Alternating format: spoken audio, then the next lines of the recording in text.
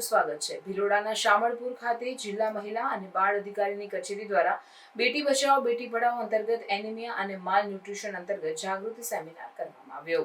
કાર્યક્રમમાં ઉપસ્થિત આંગણવાડી બહેનો અને ગામની કિશોરીઓને આરોગ્ય વિભાગના એડોલેશન કાઉન્સિલર મમતાબેન મકવાણા દ્વારા એનિમિયા અને માલ ન્યુટ્રિશન અંતર્ગત જાણકારી આપીને મહિલાઓ માટે સમયની સાથે શારીરિક ફેરફાર અને તેના સામે કયો સમતુલિત આહાર લઈ શકાય તેની જાણકારી આપી, તેમજ લોહીની ઉણપ હોય તો કયા કયા પગલાં લઈ શકાય તેની જાણકારી આપી। ઉપરાંત જિલ્લા મહિલા બાળ અધિકારી કચેરી અરવલ્લીના જેન્ડર સ્પેશિયાલિસ્ટ અકરમભાઈ શેખ દ્વારા જિલ્લા મહિલા બાળ કચેરી અંતર્ગત ચાલતા 181 અભ્યમ ઓએસસી પીબીએસસી વીએમકે સેન્ટરના કાર્યક્ષેત્રની જાણકારી આપી। મહિલા બાળ વિકાસ દ્વારા ચાલતી યોજના વિધવા સહાય, ગંગા સ્વરૂપા પુનઃ લગ્ન યોજના, વહાલી દીકરી યોજના અને મહિલા સ્વાવલંબન યોજનાની જાણકારી આપવામાં આવી।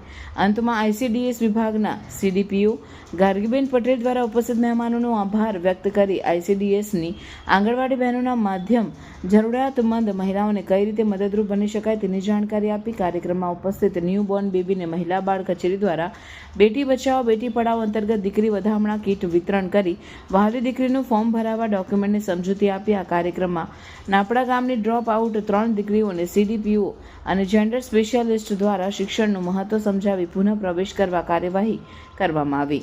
સમાજના કાર્યક્રમ અંતર્ગત વીએલ નાયક કસ્તુરબા કન્યા વિદ્યાલય હોસ્ટેલ ખાતે જિલ્લા મહિલા બાળ કચેરી દ્વારા હોસ્ટેલના મંત્રી લલિતાબેન ફનાત અને ગૃહમાત્રા વૈશાલીબેન અસારી સાથે વૃક્ષારોપણ કાર્યક્રમ કરવામાં આવ્યો।